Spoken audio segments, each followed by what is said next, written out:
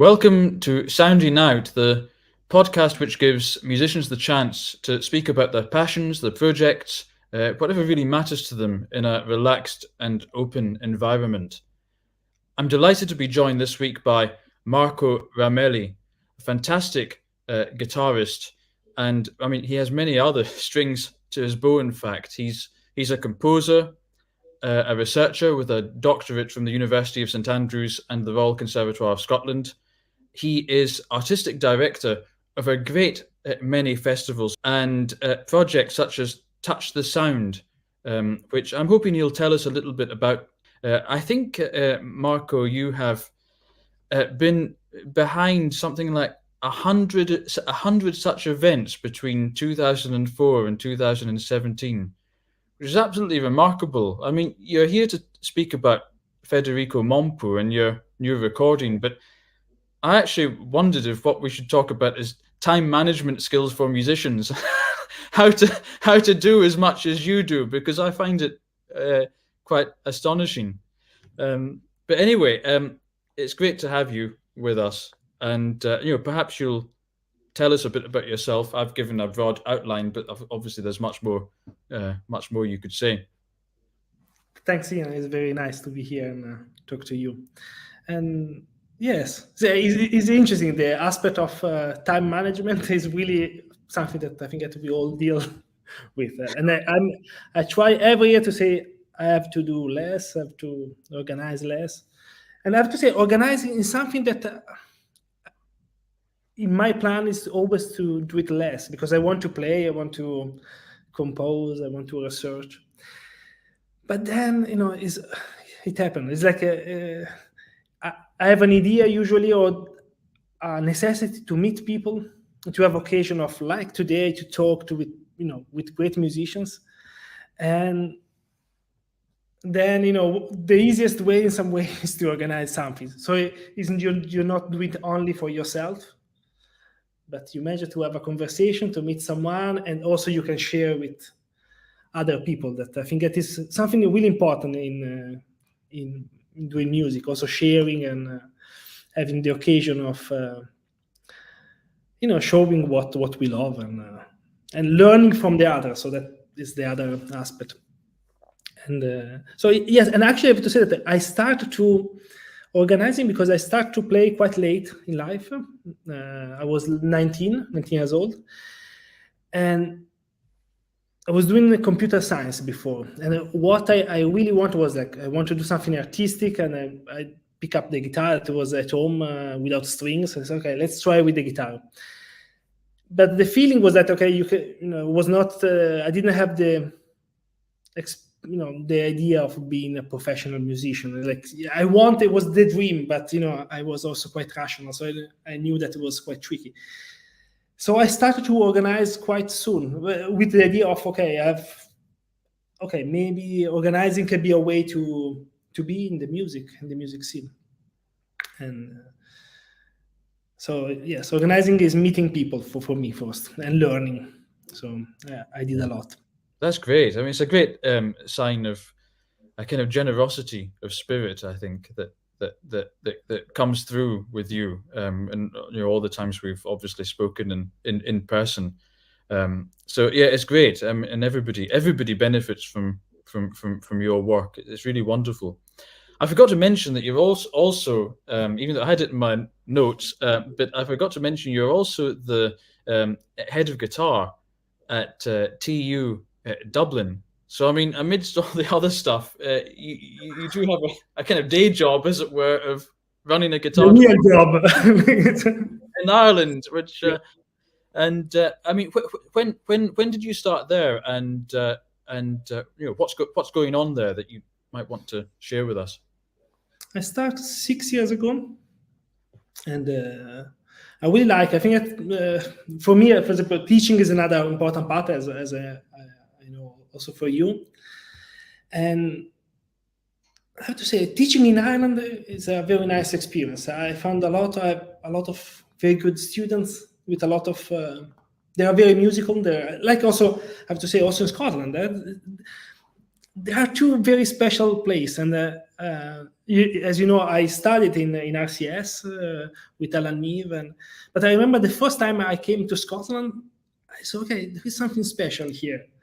And the same is I feel also in Ireland. There is something special. And this, I feel there are two places where the music is alive, not only in the classical scene, but where the music is alive and the people, I don't know, live the music in a very nice way. So I love the atmosphere, and I love to work with the students.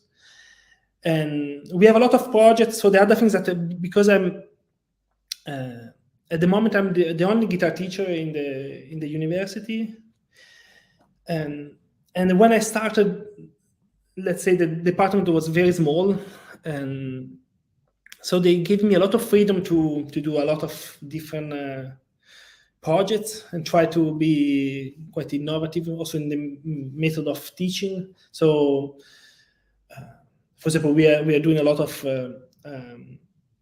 aspect of teaching, for example, with partimenti, with harmony to the student, or we create a project connected with the Touch the Sound project that you mentioned before, that we create together with one guitar maker, Gabriele Lodi, that you know, great Italian guitar maker, a series of small, not small, very nice and Torres copy, let's say, for students to help them to learn through the instruments.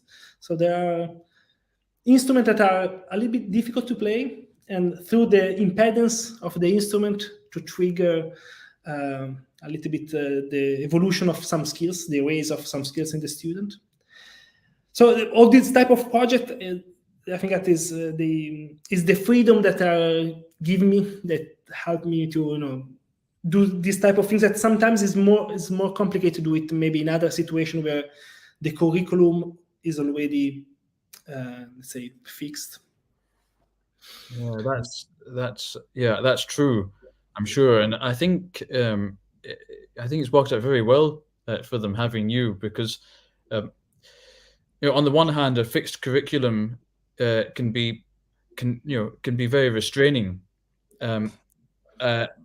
but on the other hand, no curriculum without the right people running things will end up empty, as it were. So it's great that I think it's a good meeting of personnel to have you there, able to fill the space which they are happy to provide. So yeah, so Touch the Sound project. So I hadn't realised that is with Lodi, which is great. So what is that project about? Okay, we started I think 6 years ago with the idea. Also, Gabriele Lodi is also an organizer. Okay, he promotes a lot of guitarists, and both of us, and also Erika Savigny, that is the other part of Touch the Sound, we thought how actually in our experience we learn a lot from nice guitars, from in particular historical guitars. Not because we are only because we think that historical guitars, they have the real true sound. We are not so extremist, but we think that we can learn a lot from the instrument. And actually, in our experience, we learn a lot about sound, about music, also through the object itself. But we see that it's very difficult for young players to actually have the time to learn from the instrument, because it's not just trying a guitar, for 10 minutes that you can learn something. You need the time to create a relationship with the object and start to listen together with the object in some way, or to listen deeply the object. So we create a series of different projects, and one is to create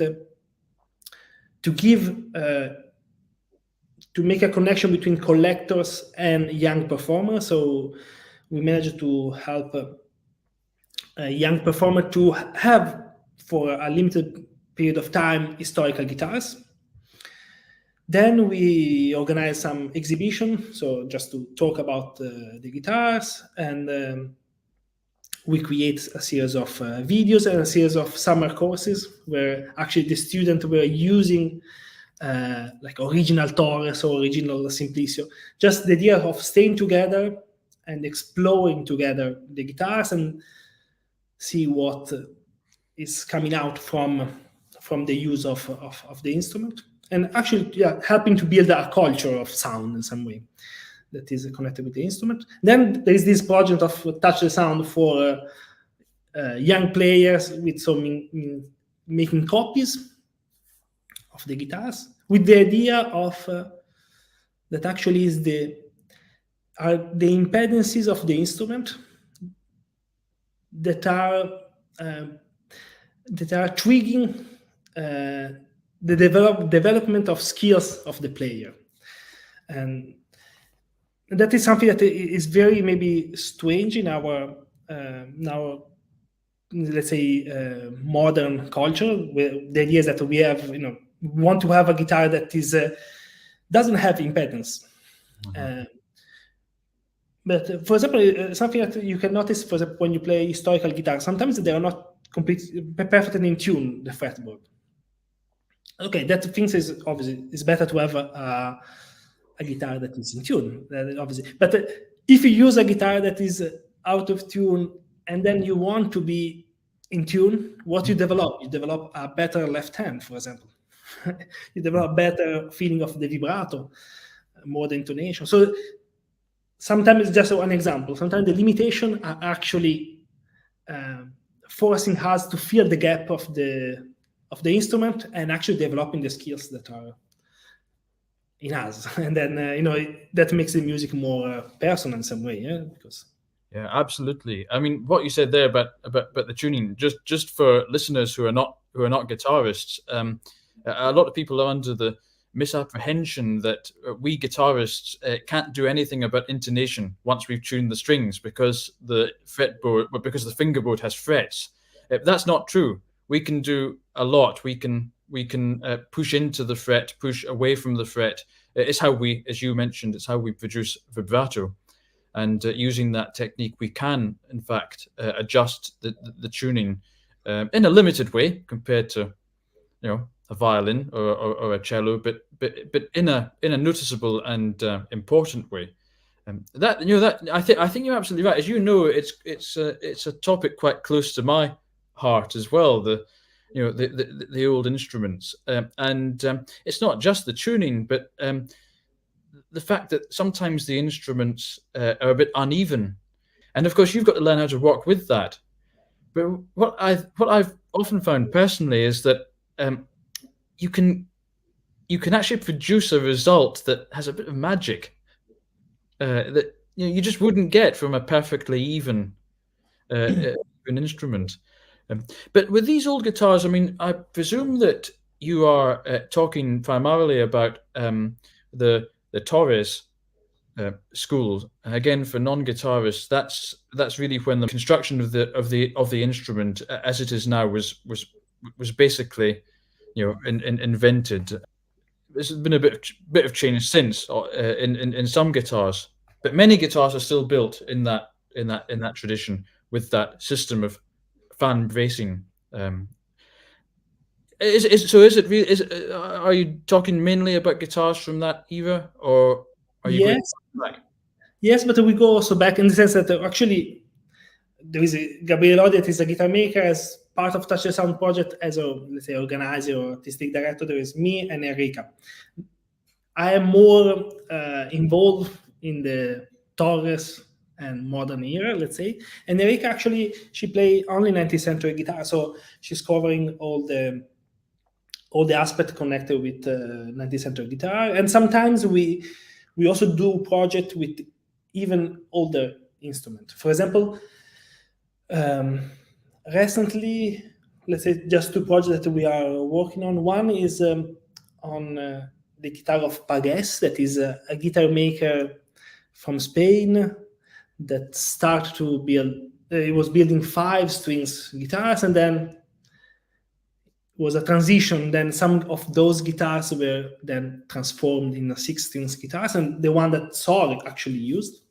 But it's very nice because those is we are we have access to 2 guitars of that era. So it's nice to see that moment of transition between the 5 and the 6 string.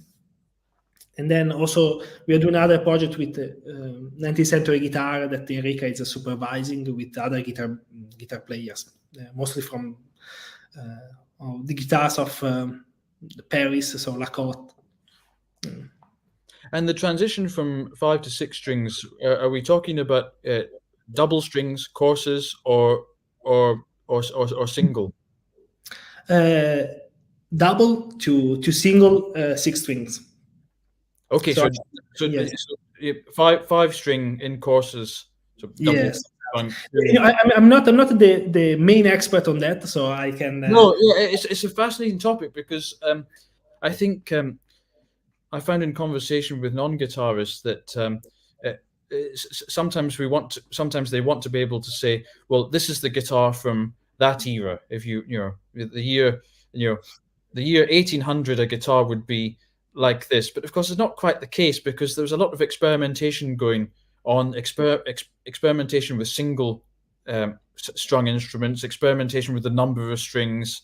It overlaps a little bit, and possible to put a date on when the changes actually became accepted.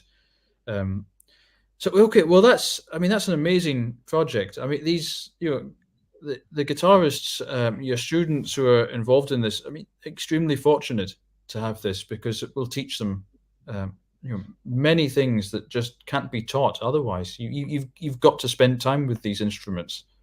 And some skills you cannot learn from what we say explicit teaching. So to give direction of what to do, or to explain rationally what to do. You can't. You need to spend time and exploring the instrument, and then the skills, let's say, emerge from the desire of having a result and the exploration.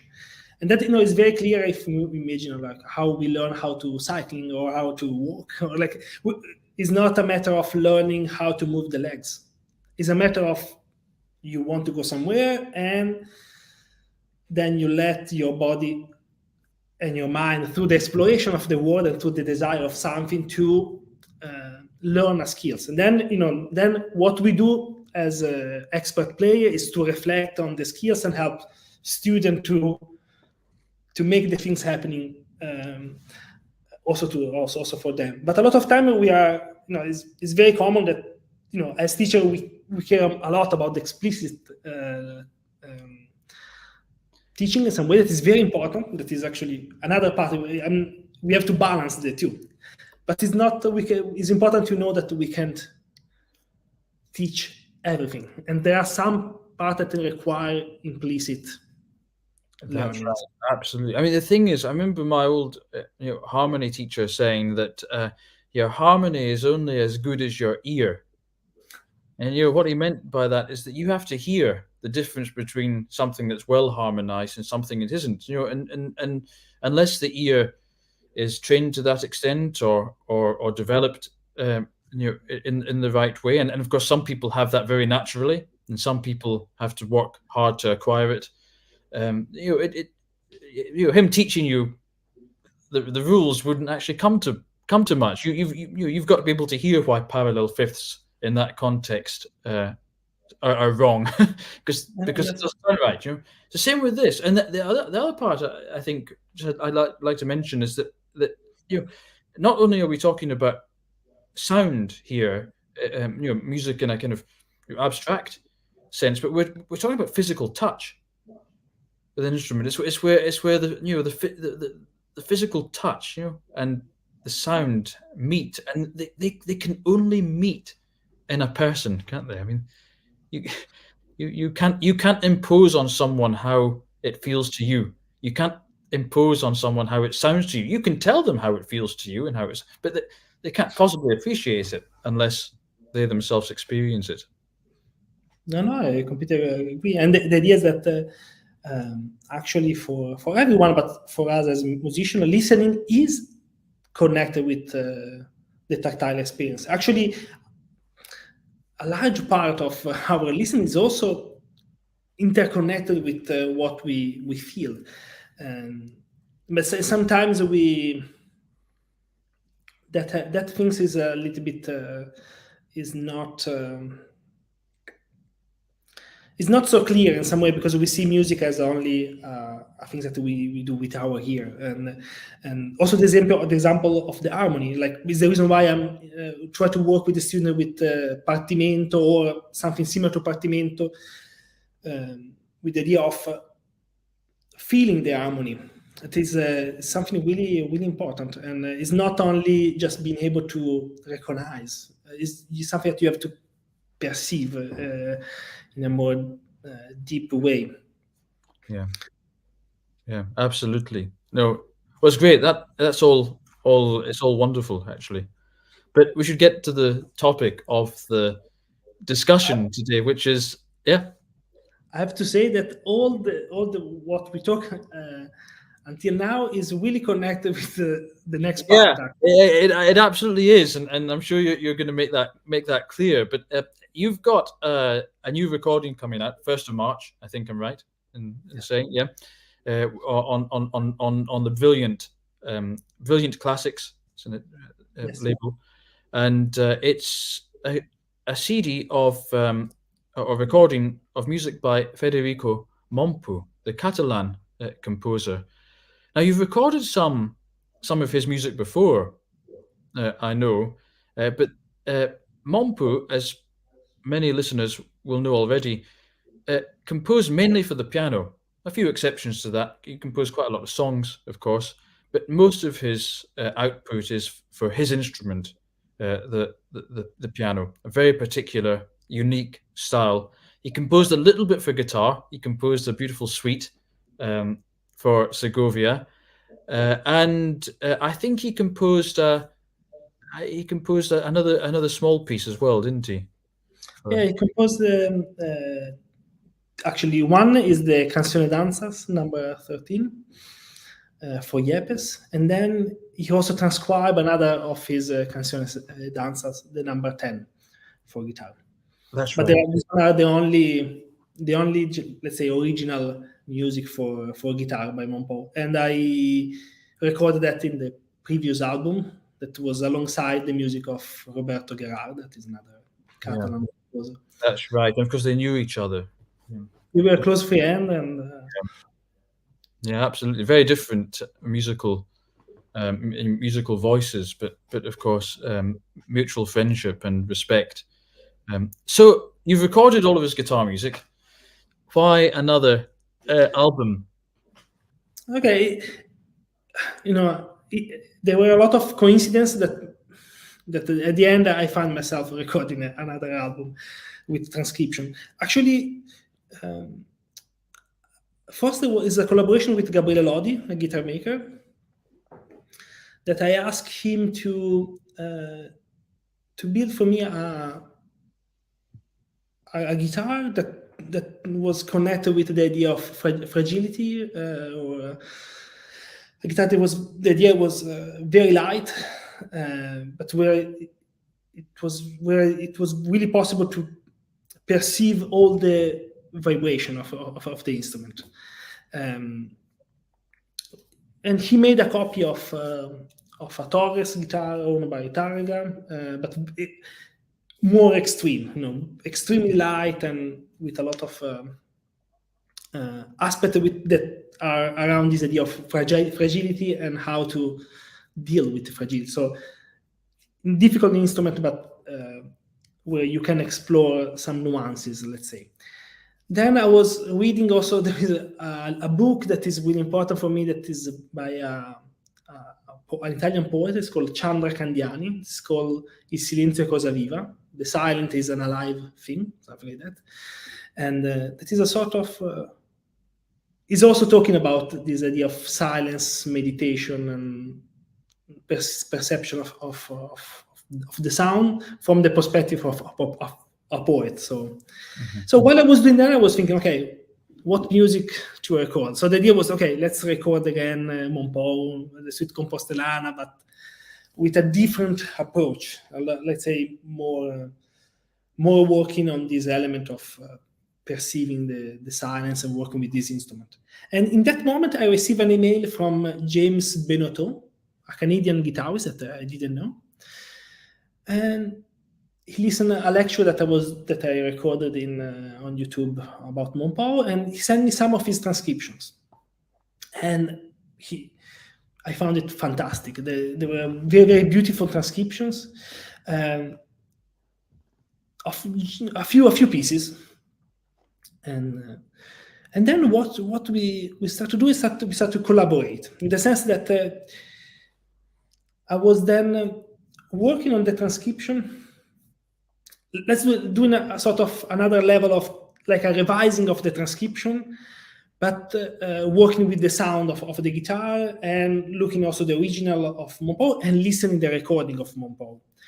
So I was changing, and then the transcription changed a lot, some of them. And then Benotto started to transcribe even more, and now we finish with, I don't know, 4 hours of music of Mompou transcribed. Yeah, we'll get to that, actually. I mean, this is the first of 4 albums. Exactly. And I have to say that both of us, we learn a lot during this process, and we became better and better while doing that. And I think that also this exchange of this element of collaboration actually helped to find a way to how to look the music of Mompou through the guitar. And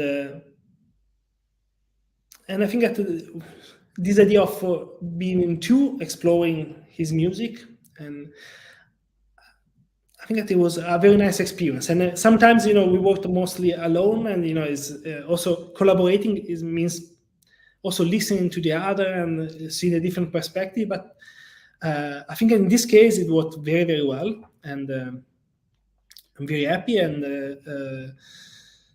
I have to say, from my side, what we talked today is really also deeply inspired by studying the writing of Mompou. So what Mompou left about his approach to interpretation, in particular his book Le Studi del Sentimento, that is a sort of method for piano, but he called it Studi del Sentimento, study of the emotion, and his recording.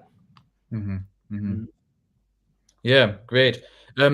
Yeah, that's really interesting to me, because when we transcribe music for the guitar, which we guitarists do all the time, we're always stealing other people's repertoire. Often we just transcribe because we like the piece, we think it'll work well on guitar, and we think we might be able to say something or bring something out of the piece by doing that. But it sounds to me like this was a marriage or meeting of many of your musical interests here, because when you were describing this guitar of Lodi, a Torre style guitar, but even lighter, more responsive, and you're describing poetry which examines silence, meditative silence, and that sort of thing.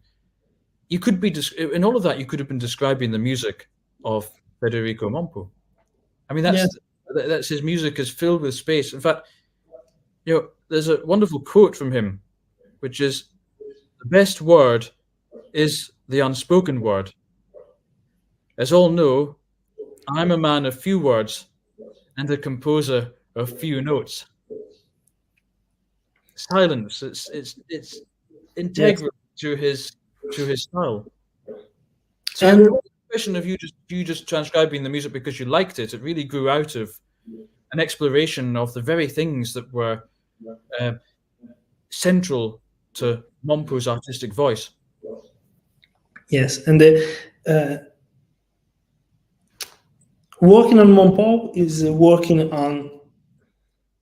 is cultivating intuition and also a sort of trust, let's say, of faith of the unknown, because his method of composing was not rational. And actually there was a nice also he tells this story about him meeting Ravel, that he's telling to Ravel that he's composing only through connecting with the subconscious. Like he thought himself like a sort of medium between the visible and the invisible. So he was like just receiving the music. And Ravel said, okay, but if you just receive, or if you just let the subconscious doing the work, that is not a piece of art. And Mompou said, no, it's a piece of art because I'm choosing what is coming.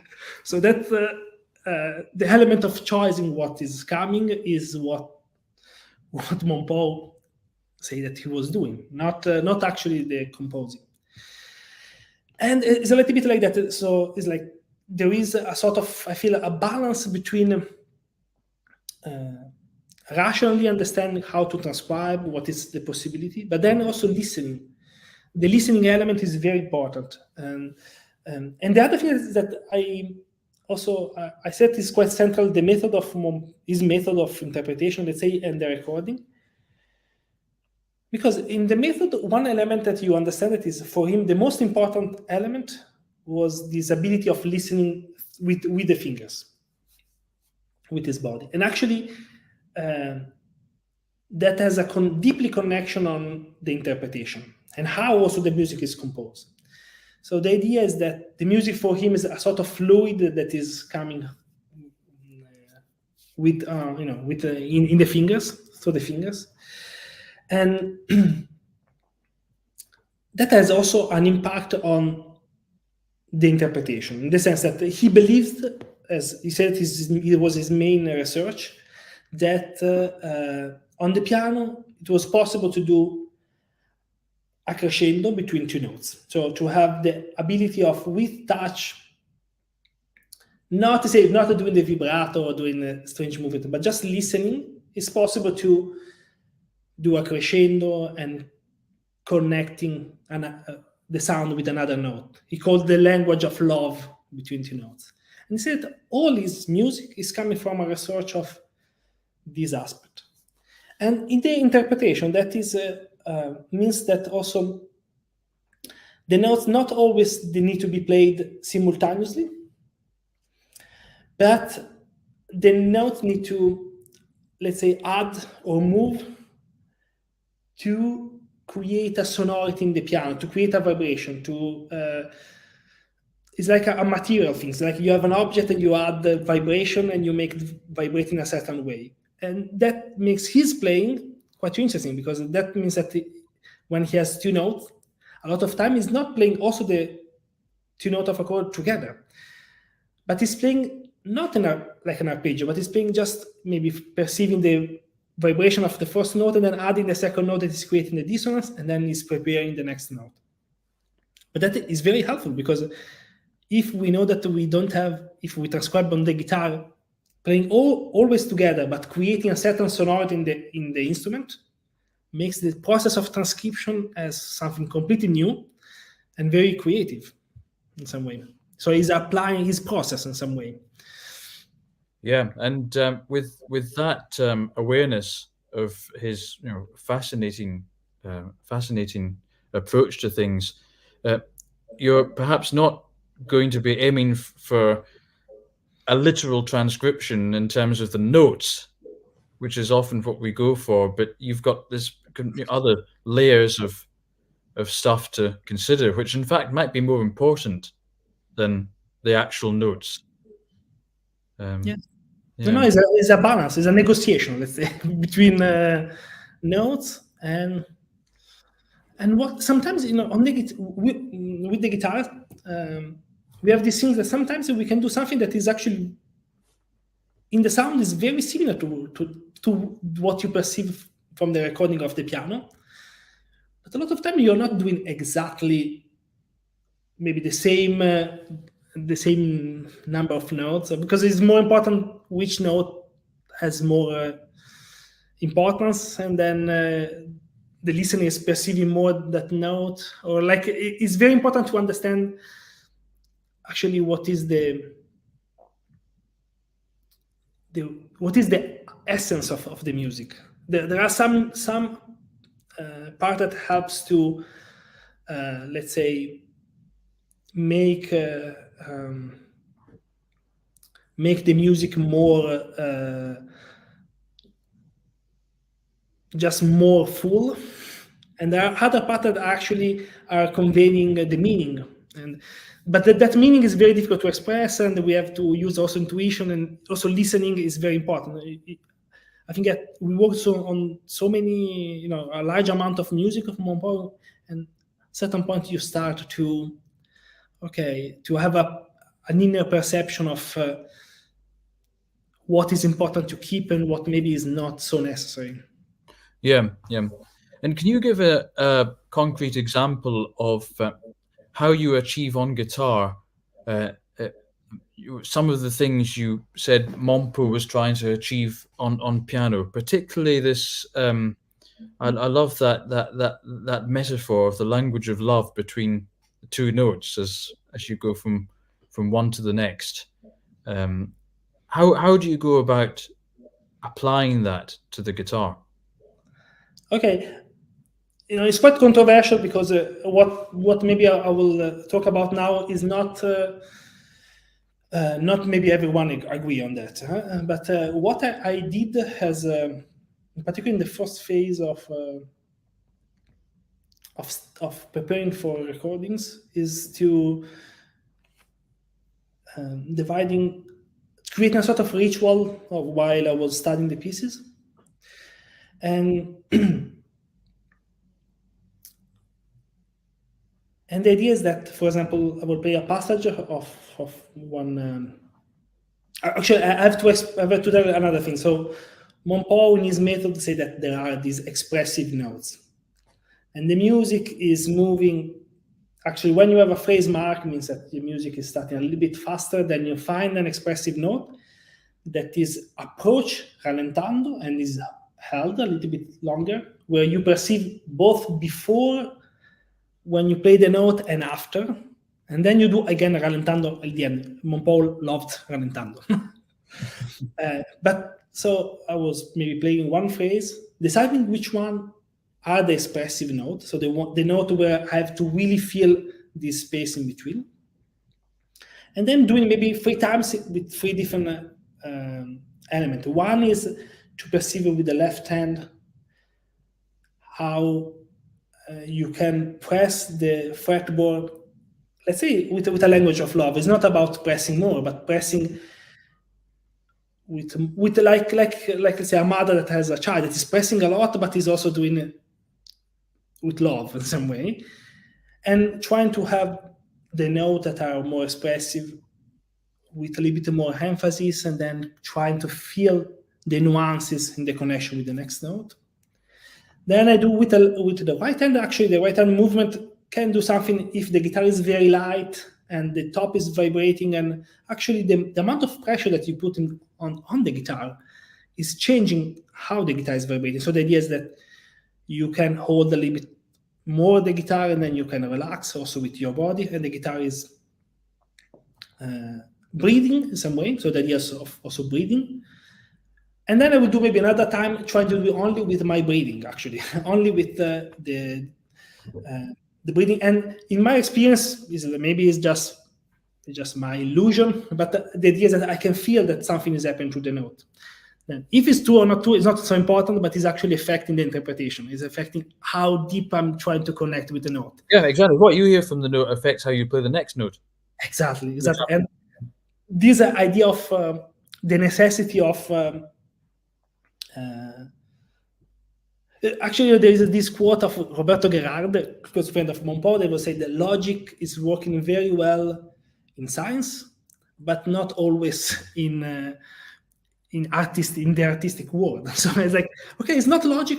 Okay, fantastic. But I acknowledge that maybe for some people it can be strange, but it has something really important, is involving the entire my body in the perception of the note. And that is really something that is really important, no matter if it's yeah, I think or not. I think it's fascinating that what we were talking about before. I mean, you said it was going to lead up very naturally to this subject of Mompou. But the thing with old guitars of getting to know them by the physicality, the meeting of the of touch and sound, and from what you say, that was Mompou was very much about that. And in some ways, the guitar I don't want to offend pianists when I say this, but the guitar is a much more natural vehicle for that approach, because with a piano, there is a lot of mechanism between you and the sound that is produced. You play a key, but that, of course, sets off a mechanism within the piano. It all happens very fast, but there is all this sort of in between you and the note that's produced, whereas the guitar is one of the most direct instruments. I mean, we don't even have a bow between our hand and the string. Both hands are on the strings, which produce the vibration that makes the note. And so the guitar is incredibly responsive to touch. And it's partly why many recording engineers describe the guitar as a noisy instrument, which is counterintuitive, because we think, well, it's actually one of the quietest instruments out there. But it is quiet in the decibel level that it produces compared with other instruments. But there's a lot of excess noise. I mean, we've got to work as guitarists to try and mask it as much as possible. But it just shows you that you're living with this thing that is very responsive, and that we're very connected with as players. The slightest movement affects the sound, in a way that is not quite going to be the case on an ivory key. For sure, I agree with you. The guitar is the perfect instrument to have the control of the functioning of the instrument. And also Mompou was actually struggling on the modern piano to try to have this connection. That I think that he developed first on the bells, because his family was like bells makers. So with the bell, you have a connection. His famous chord, which became almost the basis of his harmonic language, was derived from the sound of the bells in his grandfather's factory, which I think. Exactly. Sorry, I interrupted, but I thought maybe that's of interest to people. I'm sure that detail. Yes. Yeah. No. Yes, the bell is really important. And the other idea is that the piano, I think that it was like a sort of big bell. So the other thing that he wanted to make the bell to actually interact with the vibration, to be part of the vibration, let's say, to have the piano fully vibrate. So I think in his idea was that you have to play with a touch that is actually connected with love, let's say, with the idea of a touch of love, but that has enough energy to make the entire piano vibrate. And in that case, also the sound and the vibration is coming inside you, and you are part of the vibration. Otherwise, there is one note of Mompou that otherwise is Mr. Steinway sound. If you want to be your sound, it means that the vibration need to go in your body, and also you are part of the vibration. I like this idea that you see the performer and the instrument like one system, not as two elements that actually that are separate. And also interpretation is coming from this let's say merge of this let's say coupled system. So actually the interpretation is not made by the performer, but is actually made in between the instrument and the performer. So it's 50-50. And so we're back to the historical guitars, aren't we? I mean, yeah, exactly. Which brings me to the little bit of your playing, which I'd like to play. Now this piece, it's well, you can tell us what it is. Is an El Noi della Mare? Yeah. Right. Okay. Yes, is a one of the canzoni danzas by Mompou, and I think that is the number 3, if I remember well. And actually, it's a very famous Catalan folk songs. We have also an arrangement by Miguel Llobet, that was a very close friend of Mompou. And I think that what struck me is in this on this piece, and is that a little bit how the Mompou is harmonizing that, but also in his interpretation, how he's using the phrasing that is a little bit different from what we usually are used.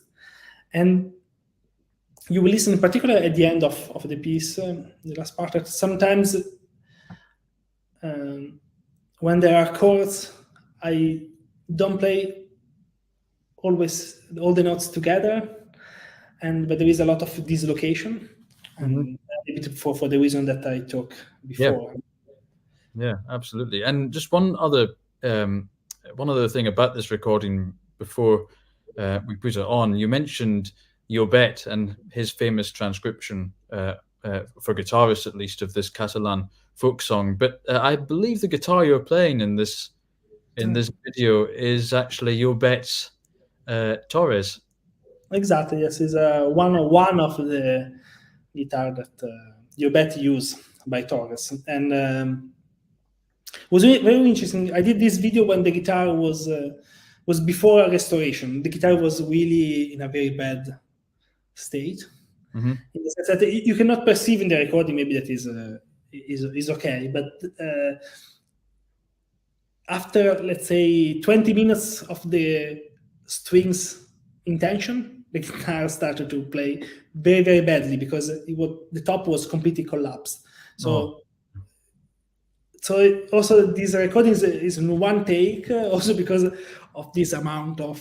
I tried to record. I recorded 4 songs in that section, and the idea is that I recorded the song a couple of times, then I let the guitar rest a little bit, and then I start again. And I thought to record Mompou because I record also one piece by Llobet, but I thought that it was so nice to actually let meet again Mompou, Llobet. Yeah, absolutely. And of course, this is not actually it's not in the recording that's been released on the 1st of March, but it will be one of the future ones of the 4-part series. Yeah. Okay, that's great. Let's hear it.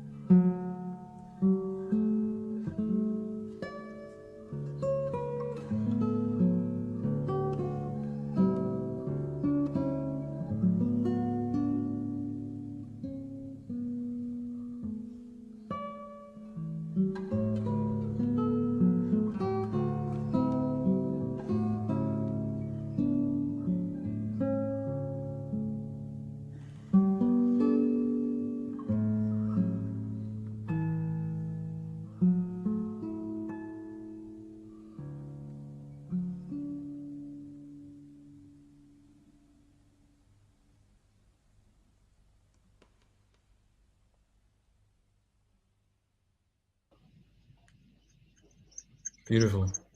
Yeah, really, really beautiful playing. And I think actually will give people a great idea of what to expect. Even though that piece is not on the recording, it will give people an idea of what to expect. This meeting of his music with and his philosophy of interpretation with the guitar, and the way that the guitar can express that very beautifully. So we've got a question from one of the members of my Patreon page, which might be worth addressing now. Entering into the spirit of childhood, because his music is naive to adult ears. That's a fascinating observation. Yes, I completely agree. It's like actually, his music actually has the element of bells, but the element of child songs also inside. So the idea of also memories of the childhood. And it's also music that is not, as we said before, it's not composed in some way. It's like it's coming from intuition in some way. And also that is something that is connected with the idea of childhood, of the idea of letting the imagination bringing you to the music. And the other thing that one thing that you will listen in the recording is that we recorded in one small church close to Milano, and the sound engineer is Alessandro Scandroglio. And this church is inside actually a school. So in some of the track you will listen child playing in the background. And actually, I remember that he was asking me, "Do you want to stop?" I said, "No." It's like, actually, it is very nice to have this music and to listen someone playing. I think that it was really something connected with also the word of Mompou. Yeah. Oh, that's wonderful. That's wonderful. I mean, often you get the odd bird singing in for example, Julian Bream's recording, but yeah, you've gone one step even better to have the exactly. sound. There are also the birds also, because it's quite really. That's great. Well, look, Marco, it's been great having you on the podcast speaking about this. I mean, obviously, I could speak to you for a long time about these things, particularly guitar-related things. Just before we sign off, what else have you got on the go? I mean, we've only got a few minutes with you. It could be you might need a couple of hours to list it, but maybe some highlights of what other stuff. So there is a couple of research. One is actually what we talked to today, is trying to look more how the connection between sound and touch actually, and how it was actually, maybe it was more in the past for some reason. So I'm doing a lot of different research, and one of I think I can mention this one that is about Mario Parodi, that is a guitarist that you also admire. Mm-hmm. And that is quite a mysterious guitarist, so I'm trying to discover more about him and also about his let's say his way of playing, that I think I can tell has a lot about interpretation in the past, and a lot of other stuff. I'm also recording with Enrica Savigny some pieces for guitar, Torres guitar and romantic guitar. Also, it's connected with what you said before, that a lot of time we imagine that there is the romantic guitar and then it's the Torres guitar. Now, actually, the two instruments lived together for 60 years, 70 years, even more. So also today for us in our home, it's like we played those two instruments. So we thought, okay, let's find a way to make dialogue these two different. Well, that's right. And I mean the steel strung guitar of the American tradition was actually an offshoot of not of the Spanish school at all, but of the romantic. Yes, Martin, this important maker, he studied with Stauffer. Yeah, exactly. And then he moved to America. Yeah. No, that's great. Well, that all sounds great. I'm going to link to a lot of the relevant stuff in the box below, so people can check it out. I'll also link to Parodi as well, because he's not a very well-known guitarist. He died young, but he was I mean, just even technically, he was really at the top of his top of the game at the time. I mean, some remarkable playing, and he's far too little known. So it's great that you're promoting his stuff. We can do one conversation about Parodi and just listen to some music and discussing. Yeah. Well, let's do it. Let's do it. That'll be the next one for sure. Well, thanks again, Marco. Great to have you. For everyone listening, I hope you've enjoyed this episode of Sounding Out. If you have, do remember to like and subscribe. And if you want to support these podcasts, you can do so at the links below, Patreon or buy me a coffee. Thanks, Mark.